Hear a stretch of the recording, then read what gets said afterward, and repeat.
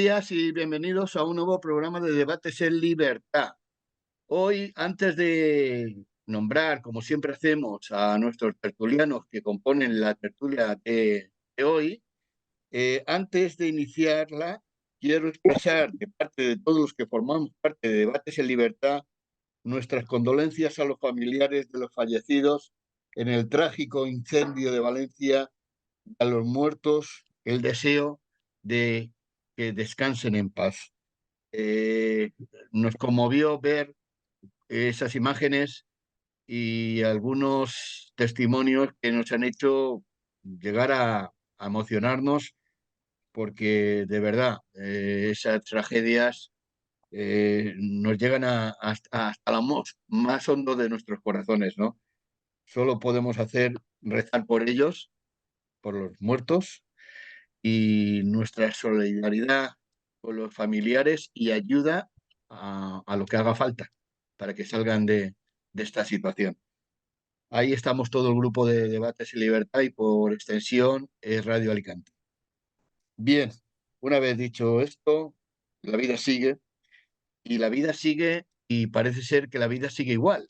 Y digo sigue igual porque estamos a vuelta con la amnistía y yo es el primer tema que quería tocar y yo me he puesto aquí en el guión del programa, porque yo ya empiezo a estar mareado, pero como tenemos aquí un jurista prestigioso y además un analista político y, por supuesto, a una nueva tertuliana con mucha, en fin, perspicacia a la hora de analizar las cosas, pues les voy a lanzar la pregunta a ellos. Vamos a hablar de amnistía, pero antes les voy a decir que está con nosotros don Eduardo Ruiz. Buenos días, don Eduardo. Buenos días, don Ricardo. Encantado de estar aquí con usted en su Muy programa. bien. Está con nosotros también don Guillermo Dupuy. Buenos días a todos. Buenos días, don Guillermo. Y tenemos a una nueva persona en para ilustrarnos más, si cabe, a doña Paqui Parreño. Buenos Buenos días, Paqui. días. Buenos días, don Ricardo, y muchas gracias por su invitación. Nada, por Dios. Bueno, pues hechas las presentaciones, vamos a empezar. A ver, amnistía. Y yo me pregunto, ¿cuál es la situación o la actual situación?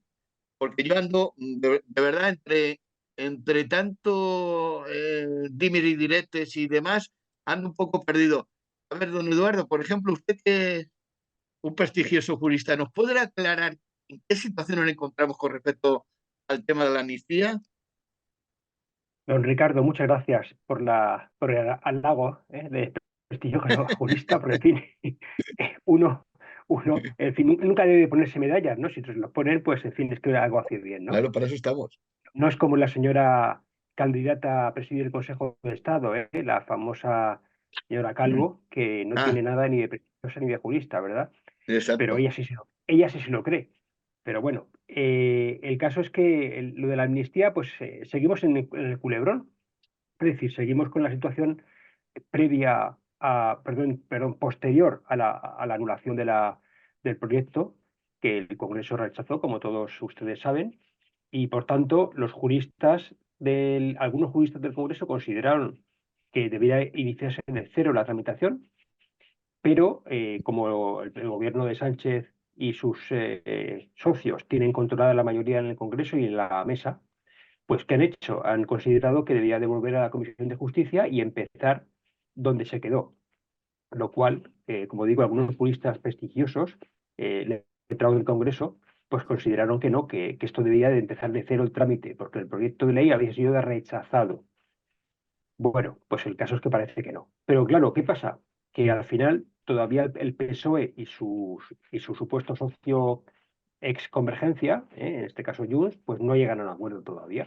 Y siguen variando la perdiz a ver qué hacen para poder intentar acomodar la ley de amnistía a las exigencias de los delincuentes, que es de lo que se trata, de acomodar una ley a lo que pide el delincuente para que pueda quedar libre de toda culpa y de toda responsabilidad.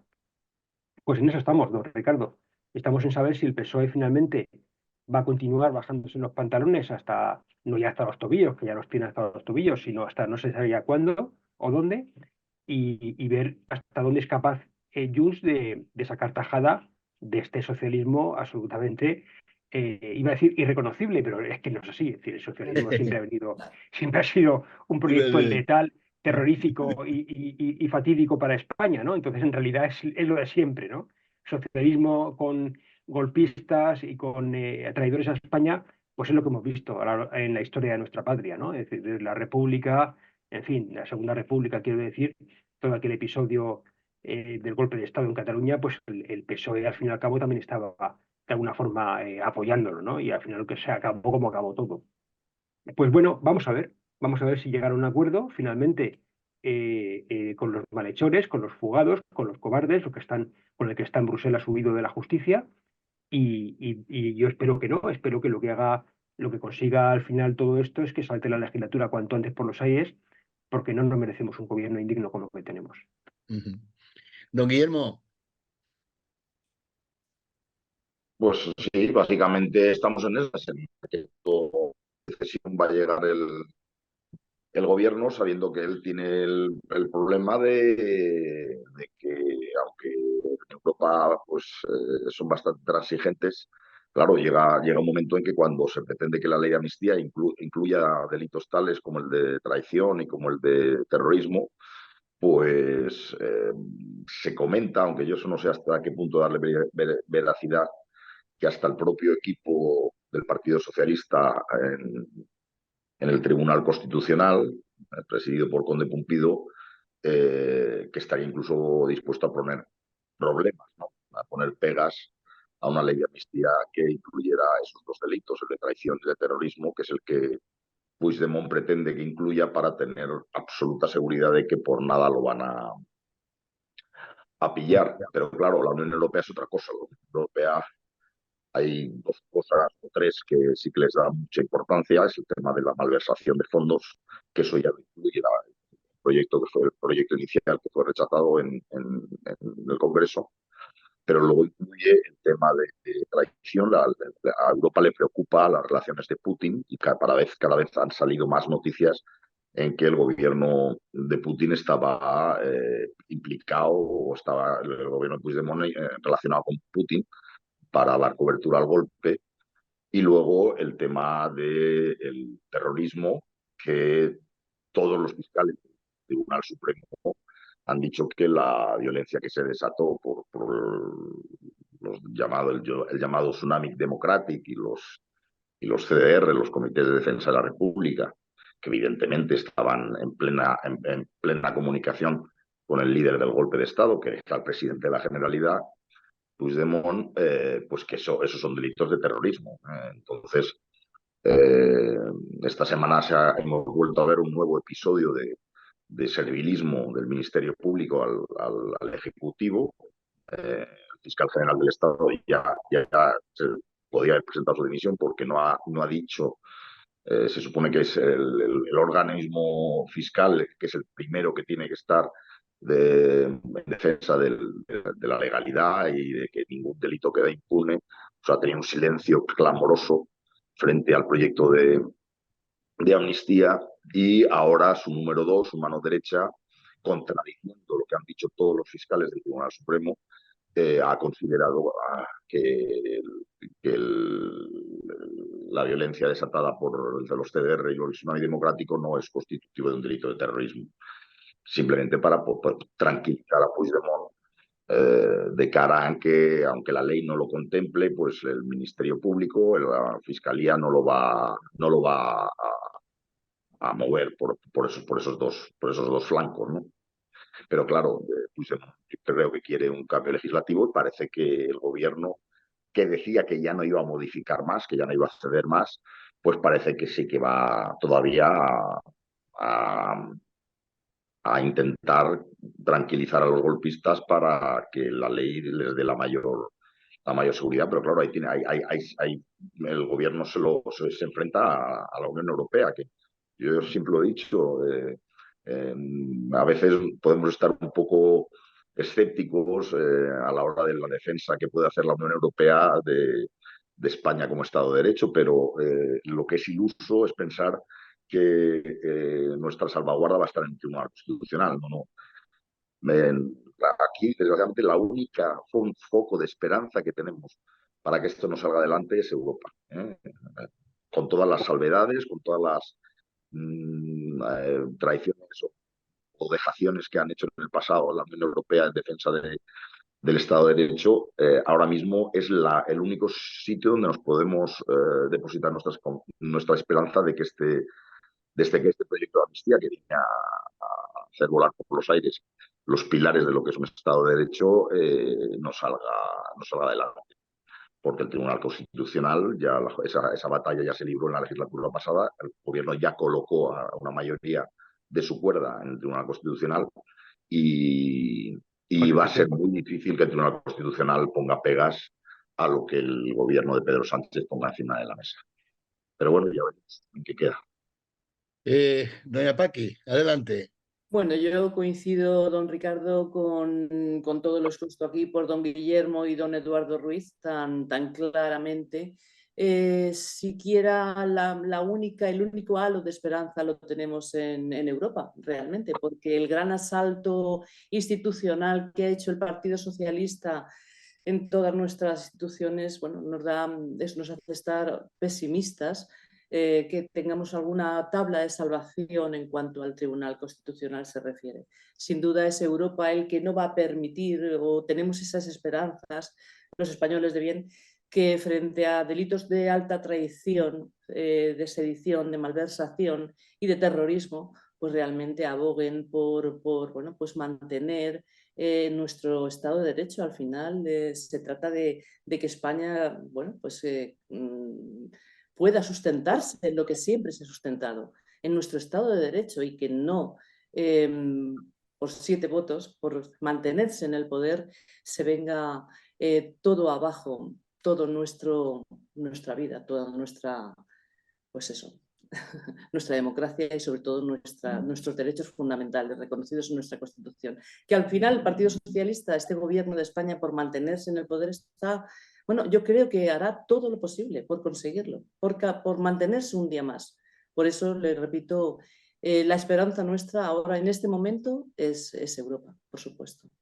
Don Ricardo, si me Sí, permite, adelante. me gustaría hacer un comentario que Sí. fíjese que tienen toda la razón, don Guillermo y doña Paqui Parreño, cuando hablan de que la esperanza es Europa, pero fíjese, yo lo que quiero decir, lo que quiero comentar es que triste, ¿no? Que nuestra esperanza sea Europa, Sí. que Europa, que nuestra soberanía nacional esté sobrepasada por un club de burócratas que es la Unión Europea actualmente, un club de burócratas que recuerdo que actúan a conveniencia de lo que les interesa en cada momento y que además está implantando en Europa esa fatídica, esa genocida Agenda 2030, que es una agenda globalista que impulsa una dictadura global socialista en el mundo y que la Unión Europea está implantándola en España, en Europa, y está arruinando la vida de miles, cientos de miles de personas en el sector primario de todos los países de la Unión Europea, Sí. especialmente los agricultores y los pescadores.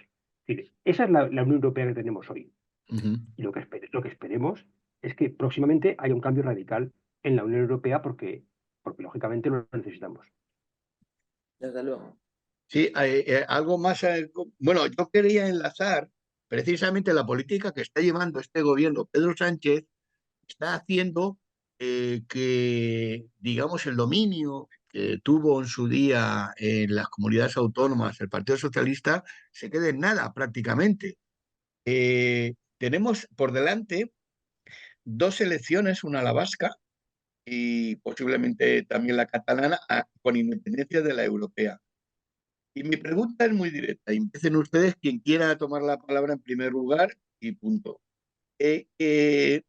Supuestamente nos vamos a poner en el peor de los escenarios para Pedro Sánchez y el mejor para nosotros, para los demócratas, para los españoles, es que se pegue un trastazo importante como se lo ha pegado a la gallega, el Partido Socialista. ¿Cabe la posibilidad de que pueda implosionar el gobierno y convocar, no sé por qué motivo, lo exponen ustedes si quieren, y que se convoquen unas elecciones generales? A ver, es una hipótesis que manejo Bueno, yo. yo para empezar no proyectaría, o sea, no haría una traslación literal de las... evidentemente el Partido Socialista está en horas bajas, eso es indudable.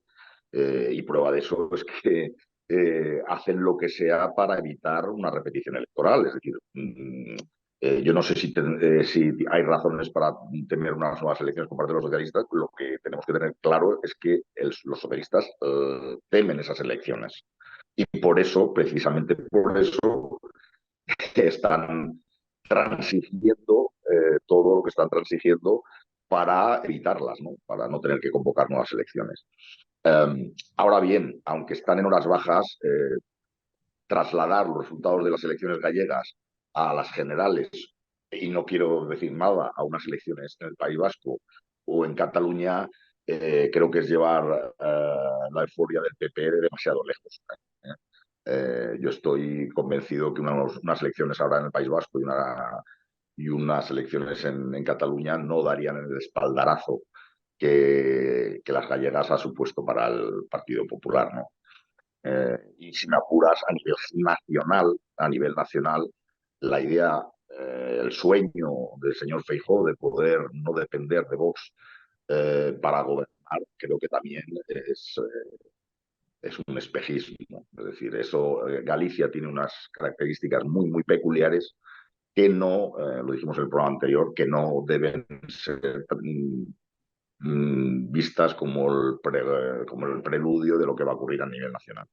Yo soy optimista, pienso que sí, que efectivamente, que si hubiera unas elecciones a nivel generales se podría desbancar al gobierno, pero no de la forma que ha ocurrido en Galicia, en donde el Partido Popular él solo ha conseguido una mayoría suficiente para gobernar. Eso yo creo que no ocurriría en las elecciones generales, aun cuando es cierto también, por otra parte, que Vox tampoco está en horas muy buenas. Es decir, que Vox parece que tiene una perspectiva de caída, pero como hemos dicho también en otras ocasiones, una cosa es que Vox haya cometido algún tipo de errores que sería largo de contar, que ya no le permita acercarse a su techo, y otra cosa es que Vox haya perdido su suelo.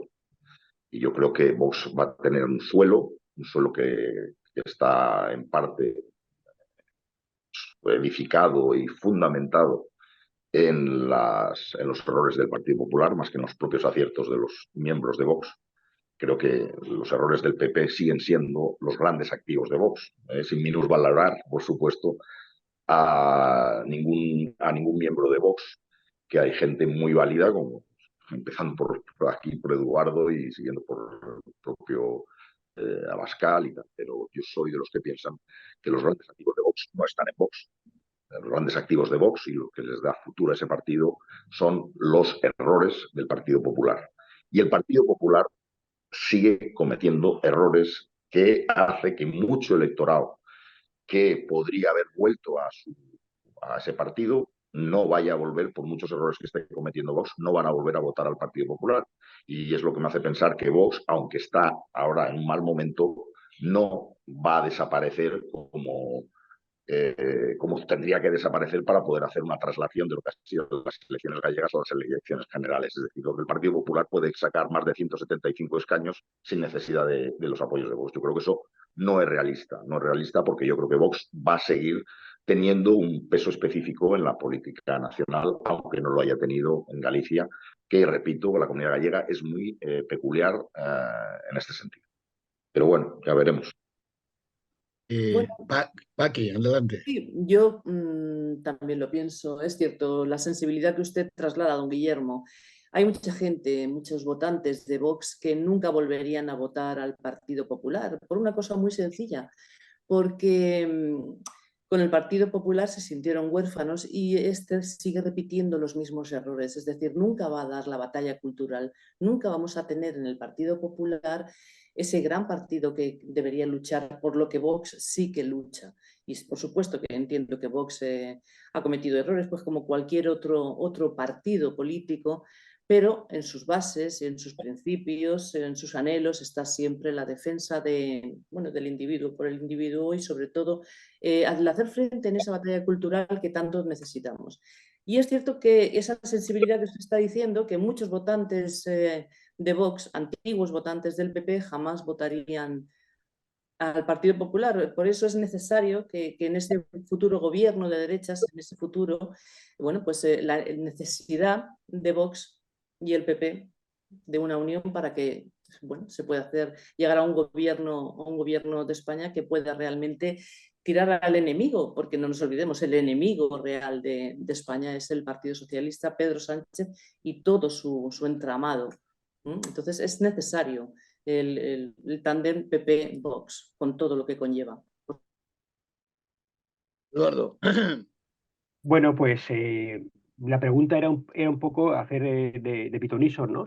Saber Sí. si las elecciones vascas y las europeas iban a dar lugar a una caída del gobierno de Sánchez, ¿no? Entonces yo creo que estoy de acuerdo con don Guillermo en que yo creo que eso no va a ocurrir, pero no va a ocurrir porque ¿a dónde se va a ir Pedro Sánchez?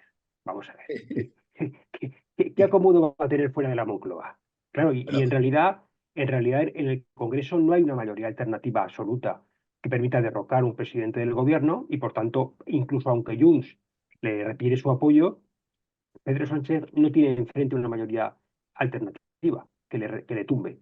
Y él, pues sinceramente, yo creo que, hombre, tiene aguante porque, como digo, el poder, el sillón le gusta mucho, el Falcón también, y entonces pues no se va a ir. ¿A dónde se va a ir? Claro, es decir, sí que puede ocurrir que a lo mejor dentro de un tiempo, si las cosas van mal, le fuercen a que se vaya en su sí, partido.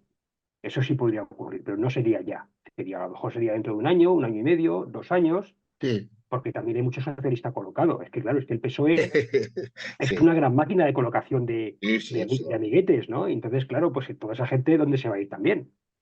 Y respecto a lo que comentaban ustedes del PP y de Vox, pues, a ver, es evidente que Vox nació en 2014 como consecuencia de que el Partido Popular pues, no quería hacer frente a las batallas que la izquierda sí da, ¿no? Y entonces, claro, lógicamente por eso nació Vox, pero también dice el presidente de Vox, Santiago Abascal, que si no hiciera falta que Vox estuviera, pues sería el primero en irse a su casa, porque lógicamente si hubiera otro partido que suscitara mayorías en los votos y que cumpliese el programa que tiene Vox, pues Vox no haría falta que existiera. Ahora bien, PP y Vox son partidos muy diferentes, porque el PP es un partido que tiende a intentar aplicar políticas socialdemócratas, porque al final vive en un complejo permanente y está siempre mirando hacia su izquierda, hacia el PSOE, para que no le acusen de nada y para intentar congraciarse con los votantes socialistas, y Vox no está en esa guerrilla. Y Vox está en cambiar las dinámicas de la sociedad, cambiar las estructuras mentales de la gente e introducir en España de verdad la libertad y la democracia. Entonces, ¿los gobiernos PP-Vox son necesarios? Pues evidentemente lo son porque no hay una mayoría diferente. Es decir, sumamos PP con Vox. Ahora bien, lo que digo siempre es que si la gente quiere que haya políticas de Vox, tiene que votar a Vox. Porque si el socio mayoritario es el Partido Popular, pues lógicamente la capacidad que tiene Vox para poder cambiar las cosas pues es muy pequeña. Entonces hay que intentar que los gobiernos de Vox sean Vox-PP. Ya. Pues, Bueno, ¿algo más al respecto o pasamos directamente ya a enumerar otro caso de corrupción más del Partido Socialista? Hay premio para quien adivine de qué va esto. Bueno, Empieza pues por K, va. empieza por K. Os doy una pista, Empieza, empieza por K. empieza por acá. sí, pero Pero no mire, sabemos. yo me niego Sí, a decirle el caso Coldo, porque sí, vamos a poner adelante. Sí, el yo nombre creo que va a ir propio a lo claro. que realmente... Esto es el caso Pedro Sánchez. Claro Sí, que sí, porque es Claro. una amalgama de todo su núcleo duro que se ha puesto encima de la mesa y está siendo descubierto, y contra más rasquen, más llegarán y más cercano será Pedro Sánchez. Perdone, don Ricardo, que le... no, inicie, muy bien. Ya Pero me ha es dado que pie para entrar, la yo lo entradilla. creo firmemente, pero esto no es nada nuevo. O sea, esto es la historia real del Partido Socialista. El Partido Socialista, yo me reconozco, tengo 57 años, en el año 82-83 ya empezó con el caso Filesa, Malesa, Time Sí, Sport, la corrupción total. Empezaron, bueno, volviendo la cara hacia otro lado, cuando Felipe González ganó las elecciones en el 82, en el caso Banca Catalana, ¿se acuerdan sí, ustedes? sí, sí. Que, bueno, exculparon un poquito a Puyol y a todo aquel grupito de amigos. Y luego ellos que siguieron con el caso Filesa, Malesa, Time Sport y todo, y ahí empezó la gran corrupción del Partido Socialista. con Juan Guerra, el despachito en Sevilla y todo lo que ocurrió, que incluso murió su mujer y dijeron que había muerto por pérdida de conciencia. Que yo recuerdo aquello, que yo era muy joven y le pregunté a mi padre, digo, ¿y qué es morir por pérdida de conciencia? Porque aquello fue impactante. Entonces aquí hay el entramado de corrupción, de amigos, de enchufismo y de dinero fue terrible. Ahí empezó la gran, bueno, pues eso, la gran malversación de fondos públicos. Ahí empezó las redes clientelares del Partido Socialista y ahí empezaron a hacerse, bueno, pues sus grandes redes clientelares. Y esto es una más, pero claro, es que siempre confiamos, las personas de bien, que el Partido Socialista va a dar la vuelta, se va a regenerar, va a ponerse en situación, va a cambiar, va a ser honesto por una vez en la vida, pero no. No, es verdad, es que va aumentando cada día más, cada día son más corruptos, Se cada día superan. son más deshonestos, cada día son... Es que ya está bien, señores, de aguantarles, ya está bien. Es que, Sí, si me permite, don Ricardo, Sí. socialismo y corrupción son términos sinónimos. Es decir, en realidad, la historia de la corrupción del Partido Socialista en España no empieza, doña Paqui le diré que no empieza en el año 82. Empezó ya en la época de la Segunda República. Recuerden ustedes el famoso saqueo del Banco de España, recuerden ustedes el famoso Barcovita, en el cual Indalecio Prieto se llevó a México una cantidad ingente de dinero, de fortuna, de propiedades mobiliarias de españoles a las que el socialismo había robado durante la República y la Guerra Civil. Es decir, todo esto es historia del socialismo. Y es que es así. Es decir, el socialismo es un partido esencialmente malo para España. Es muy malo. Es decir, el PSOE es el cáncer de España. Digámoslo claro. Es el problema que tiene España desde hace desde que se fundó ese partido, desde hace 145 años. Es el cáncer de España. Entonces, claro, el caso, como bien dice doña Paqui, el caso Coldo es un caso más de la corrupción del socialismo en España. Es que está toda su historia plagada de socialismo, de corrupción. Iba a decir socialismo, pero es que es lo mismo, claro, es que son sinónimos, como Es he hablar dicho lo antes. mismo, sinónimo. Bueno, y acabo simplemente para dejar a don No, Guillermo no. comentando la curiosa frase que ha dicho el exministro Ábalos, ¿no? Que le han preguntado si iba a dimitir. Entonces él ha dicho, bueno, es que si yo fuera ministro, no duden ustedes de que yo dimitiría inmediatamente. Pero vamos a ver, el señor Ábalos es que era ministro cuando todo esto se produjo. Es Sí. decir, cuando se produjo toda esta gran corrupción del coldo, de los amiguetes, del contrato de mascarillas, jugando con la vida de las personas. Y 140.000 muertos hubo en España.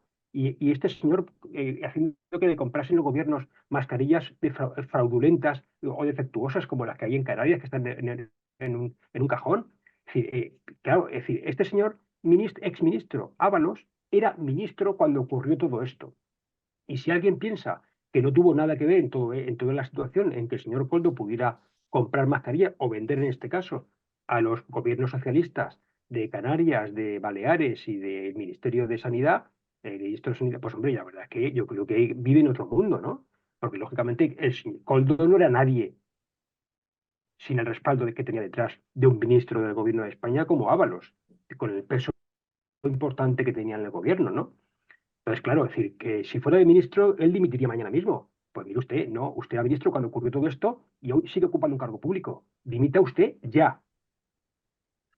sí, yo también coincido, aunque he dicho lo del caso Coldo, pero claro, coincido que con ustedes en que no es verosímil, que no es creíble que esto se quede a ese nivel. O sea, un exportero de burdel haya sido capaz de organizar una trama tan enraizada institucionalmente como para poder hacer tan pingües negocios con la salud de los españoles, ¿no? Yo creo que es evidente que había ramificaciones, nexos con el propio Ábalos, sino con el propio presidente del gobierno, porque es que no es un poco ingenuo pensar que esto se podría haber desarrollado sin el conocimiento de Ábalos y del presidente del gobierno.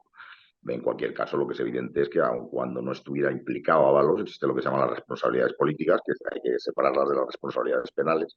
Y si tú eres el ministro que ha colocado en ese sitio de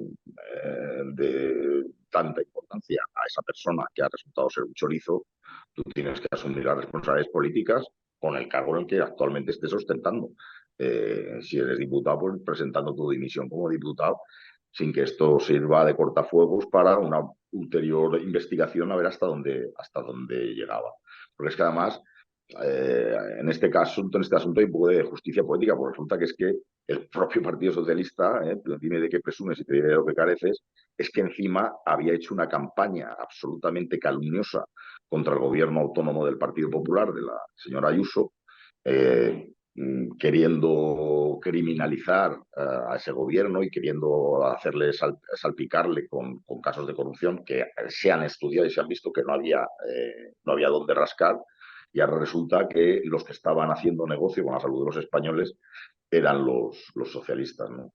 Entonces esto es un escandalazo pero bueno, han habido tantos escándalos y aquí no han asumido responsabilidades políticas nadie, que a mí la verdad es que me sorprendería que esto al final fuera a causar alguna dimisión, ¿eh? Porque es que, vamos a ver, bueno, sí, se ha visto que también el Ministerio del Interior de Marlaska, a través de la intermediación de Ábalos, se había comprado mascarillas y había estado metido ahí en el negocio y tal, pero es que tú coges el historial de Marlaska, razones para que pueda presentar su dimisión, y es que hay como 11 o 12, todas ellas por sí solas, que si en cualquier otro gobierno de Europa hubieran hecho caer al ministro y no ha dimitido nadie. O sea, que pensar que esto va a causar, hombre, ojalá, yo creo que así debería ser, pero me extrañará porque es que están cosechando tantos escándalos y aquí no dimiten y Hombre, se aferran a la política. yo diría que en el caso este que estamos hablando, aquí todavía el secreto sumario no se ha levantado y parece ser que el Partido Socialista está muy nervioso porque sí que quieren crear un cortafuegos en el ministro, en Ábalos y en el matón del putiferio, por decirlo así, Coldo, pero que va a ser difícil, porque las ramificaciones, como bien han dicho ustedes, van más allá de estos personajes. Es decir, Bueno, que es que, vamos a ver, que además es que no era un don nadie que, bueno, es un segundo de un es que ministerio este que yo no conozco, no. guardó Tenía dos una relación días, directa, 2 días. exactamente, tenía una relación directa con el presidente del gobierno. Nosotros en Eso el es. editorial de esta semana empezamos escribiendo el editorial precisamente sacando a colación los elogios que personalmente le dirigió el presidente del gobierno a Sujeto. a este Sujeto. héroe de este ejemplo, frasear las frases del presidente del gobierno sobre el Coldo, este ejemplo de lucha contra los efectos de la crisis de la política de la derecha. Es decir, lo elogió personalmente el presidente del gobierno a este portero de burdel que ha terminado siendo un chorizo, ¿no? Esto es una relación directa y un conocimiento del presidente del gobierno con esta persona. No es una persona un tercero que no sabe ni quién es. No, lo conocía perfectamente. Creo además que lo menciona también en su obra, que se la haya escrito, Manual de Resistencia. Es Sí, decir, sí. que es una persona que tiene conocimiento de esta persona, pensar que no sabía nada de lo que estaba ocurriendo con el tema. Además, en un tema en que ellos se habían metido para intentar sacar los colores al gobierno del Partido Popular en Madrid. Entonces, no Pero es que olvidemos que además, este caso surge a partir de una denuncia del propio gobierno autonómico madrileño, que dice, bueno, aquí hay una serie de comisiones, aquí una serie de negocios y tal, que esto es lo que hay que investigar, y fruto de esa denuncia del Grupo Popular de la Comunidad de Madrid, se ha destapado este asunto, ¿no? Entonces, ya veremos en qué queda, pero vamos, lo que está claro es que el prestigio del Partido Socialista, si pudiéramos vincular esas dos palabras, prestigio y Partido Socialista, pues evidentemente está a cero. pero es que además iba a añadir que es evidente que Pedro Sánchez tenía una relación cercana con el famoso Coldo, ¿no? Porque, si no recuerdo mal, Coldo fue el que custodió la famosa urna con los avales de Pedro Sánchez. Claro, Exactamente. eso no se le encarga a cualquiera. O sea, Claro. eso se le Claro. encarga a una persona de mucha confianza. Y luego, por otra parte, hay que tener en cuenta además que las ramificaciones de este escándalo Pues, evidentemente pueden ser muy extensas, porque si empezamos a investigar los contratos que hizo el Ministerio de Sanidad durante la pandemia para la compra de mascarillas, eso ya en la legislatura anterior en la que yo era diputado ya estaba en cuestión. Es decir, hubo mucha opacidad en la compra de mascarillas, en los contratos. Se habló, no sé si se acordarán ustedes, una empresa que estaba en Barcelona en un cuchitril, Sí, que tal, sí, que se le había... O sí, sea, todo esto puede empezar a saltar ahora, ¿eh? sí, A ver sí. qué pasa. A Y ver qué- luego, por último, también quiero decir que Ábalos no es un cualquiera del PSOE. Es decir, Ábalos es un señor que ha sido ministro, que ha sido la mano derecha de Pedro Sánchez, si no recuerdo mal, ha sido vicesecretario de organización, eso ya no lo puedo asegurar, pero creo que lo era, no lo sé. Y desde luego es un señor que maneja. Ah, bueno, Ábalos estuvo, recuerden ustedes, en el famoso del Seagate. Acompañado por Claro, Coldo también. claro, Lo de las claro, maletas. lógicamente con las maletas de Delsi en el aeropuerto de Barajas. Y, ojo, es que Ábalos tiene mucha información sobre el gobierno, sobre el PSOE. O sea, como Ojo. caiga, vamos a ver a dónde llega esto, ¿eh? Sí, sí, sí. Por eso he empezado yo diciendo que más que el caso de Coldo es el caso de Pedro Sánchez, porque al final era su núcleo duro el que ha actuado de esta Ujú. forma. Y además con la tristeza de que esta gente se ha aprovechado de la circunstancia que estábamos viviendo en ese momento. En esa situación de COVID donde la gente moría, donde la gente estaba tan desesperada por la situación que estaba. Se han aprovechado al máximo de estas situaciones para conseguir y para lucrarse de esta forma tan siniestra, Y, la verdad. y conviene decir, yo estoy haciendo ahora memoria, que al principio de la pandemia el gobierno central no solo limitó, sino prohibió la compra por parte de las comunidades autónomas de mascarillas. ¿Qué pasa? Que pensaban en el negocio. Ya el Solo en eso. origen es que el pensamiento de esta gentuza es perversa. Es que es genético. ¿eh? Yo Terrible. recuerdo, esto ya es un poco un chascarrillo, pero que en realidad esto ha circulado muchos años y seguramente lo habrán conocido ello cuando el PSOE cumplió los 100 años de historia. Y muchos de nosotros decíamos, sí, 100 años de historia y 40 de vacaciones durante la época franquista, ¿no? Y se lo tomaban a mal, pero era cierto, nunca existió el Partido Socialista en época de Franco, ¿eh? Nunca fue nada. Solo a partir de la refundación de Sur Ernest, cuando Llopis dejó paso a Felipe González. Pero bueno, volviendo a los hechos, una vez, después de este paréntesis, una vez que el gobierno, no pudo contener el aluvión bueno, pues, y sobre todo su incompetencia, dejó manos libres a las comunidades autónomas para empezar a comprar mascarillas por su cuenta, ¿no? Y que eso también trae Terrible, consecuencias. Yo creo terrible. que cuando se abra, espero que más pronto que tarde, el secreto del sumario, y eso don Eduardo nos puede ilustrar quizás un poco, pues pueden haber muchas sorpresas, ¿verdad, don Eduardo? Vamos a ver, vamos a ver. Yo lo que les puedo decir es que el problema que tienen este tipo de causas tan complejas es que normalmente suelen sobrepasar a la capacidad de un juez de poder Ya. trabajar, porque al final son tantos miles de folios, tantos tomos, que al final un juez solo en su juzgado, Sí. para poder instruir esa causa, cuando tiene además otras tantas complicadas, pues, y además son asuntos económicos muy complejos. Es decir, desgraciadamente nuestro sistema judicial no tiene los medios en muchos casos para poder dar una respuesta efectiva y precisa a un asunto muy complejo desde el punto de vista económico y de corrupción. Pero oye, ojalá que el juez que lo está investigando atine, encuentre la vía de forma sencilla y fácil y por ahí pueda tirar del hilo y sacar una conclusión buena. Bueno, pues no sé si tienen algo más que aportar con esto. Esperamos acontecimientos, ¿verdad? Esperemos que no los dejen en la nevera deliberadamente hasta que pasen las elecciones, que también puede ocurrir, ¿verdad? ¿Eh? Que también Pues sí, puede sí. ocurrir.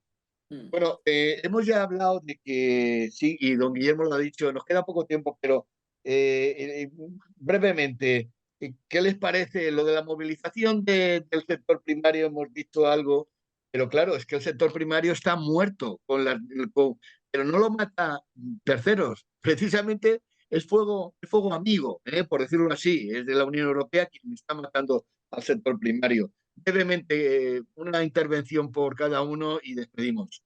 ¿Qué les parece? ¿Qué salida puede haber para esto?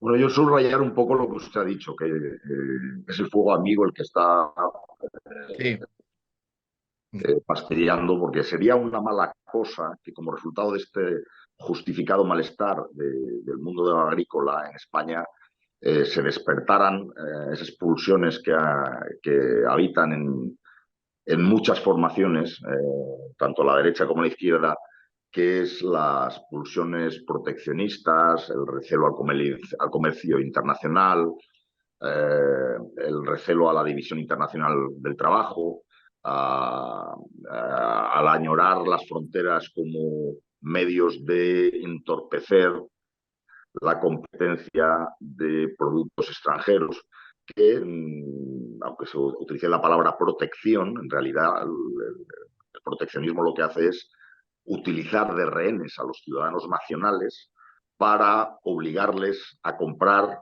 producto nacional de peor calidad o de peor precio, encareciendo artificialmente el producto que viene de fuera de nuestras fronteras. Entonces, sería una pena que esta causa, que tienen razones de queja los agricultores, sirva para alimentar a la bestia, que es el nacionalismo, a la bestia, que es el proteccionismo. Y cuando hablo de la bestia y hablo del nacionalismo, me refiero a la bestia del nacionalismo español y a la bestia del proteccionismo que quiere proteger, supuestamente proteger los bienes españoles. Aquí quiero ser muy claro, ¿no? Aquí lo que se tiene que proteger es al consumidor español y darle libertad de elección a los productos, vengan de donde vengan. Lo que sí que tienen razón los agricultores es que aquí se está creando una competencia desleal por parte de nuestros propios organismos, de la delegación de nuestra soberanía nacional en Europa, porque Europa está haciendo lo que está haciendo como resultado de delegaciones de soberanía hacia la Unión Europea, que está haciendo, imponiendo una serie de reglamentaciones, una serie de legislación que encarece artificialmente la producción nacional. Entonces, se está haciendo una competencia desleal a favor de productos extranjeros, que yo estoy en contra de la competencia desleal, bien sea, estoy en contra tanto para aplicarla para proteger a la producción nacional como para proteger a la producción extranjera. Y lo que sí es verdad es que tenemos una locura medioambientalista imperando en la Unión Europea, como al principio del debate de la conversación apuntaba don Eduardo, de la Agenda 2030, que está haciendo que a la producción europea, a la producción agraria europea, tenga que asumir unos costes que no tiene por qué asumir la producción agrícola de otros países y además con una presión fiscal enorme y aquí no se está protegiendo, lo único que se hace es demagogia sobre el supuesto abuso que cometen los supermercados, que eso es lo fácil, sí, de criticar a fácil. los supermercados como si el problema fueran los supermercados. No, el problema es que aquí se le impone una regulación que está una regulación y una presión fiscal que está asfixiando a la producción agraria española, porque además la producción agraria española no necesita de aranceles para salir adelante, es una agricultura de excelencia, muy competitiva, muy productiva, que no necesita que se le proteja a través de aranceles. Lo que pasa es que se le está sometiendo a autorregulación por esta locura medioambientalista que muchas veces hemos dicho que se pagan muy caras. El lenguaje incluye una estupidez, pero no tiene mucho efecto económico. Pero la idea de que el hombre está convirtiendo en el productor del cambio climático y que nos vamos a ir a freír puñetas por el tema medioambiental, es una estupidez que tiene enormes consecuencias desde el punto de vista económico, o sea que no es una estupidez baladí, es una estupidez que nos cuesta millones y millones de euros, tanto a nivel energético, que eso es otra cosa que ahora ya no hablamos, el coste de la energía que tenemos en España es resultado de esa política medioambientalista, y ahora la producción agraria que se está viendo perjudicada también es resultado de esa estupidez que impera de que el hombre se está convirtiendo en el enemigo de la naturaleza y que la producción y el crecimiento es contrario al cuidado o a la atención del medio ambiente. Muy Eso bien. se paga y lo estamos No, pagando. nos queda un minuto. Don Eduardo, y telegráficamente, y doña Paqui, por favor, telegráficamente, os queda un minuto. Rápidamente, la Agenda 2030 es una agenda que responde a un modelo socialista planificado de la economía mundial, que el Sí. Partido Popular, desgraciadamente, también compra. Y aquí de lo que se trata, en definitiva, es de combatir un nuevo sistema socialista 3.0 en el mundo y de permitir que los productos españoles y europeos del sector primario compitan en igualdad de condiciones con los del resto del mundo. No de poner Exacto. aranceles ni proteccionismo, sino de competir en igualdad de condiciones. Muy bien. Doña Paqui. Igualmente, igual, don Ricardo, exactamente. Tenemos que potenciar nuestro campo, pero fuera siempre del marco mental de esta izquierda que nos quiere una imposición de la Agenda 2030. Y debemos luchar por tener las mismas igualdad de condiciones en la producción y en la distribución de nuestros productos. Y hay que hacerlo porque perderíamos soberanía alimentaria y no estamos por esas. Debemos luchar por realmente impulsar nuestro campo y nuestro sector ganadero. Bien. De todas maneras, un dato. La mitad de la producción agrícola española se exporta. Eso dirá que lo hacemos bien, a pesar del gobierno Sin duda. o de los gobiernos. Bueno, Sí. pues nada, solo me queda agradecerles una vez más su disposición, sus buenos consejos a los que somos lerdos en la materia y bueno, agradecerles a nuestro público fiel que pase una feliz semana y nos veremos Dios mediante el lunes siguiente a este. Pasarlo bien, ser felices. Adiós.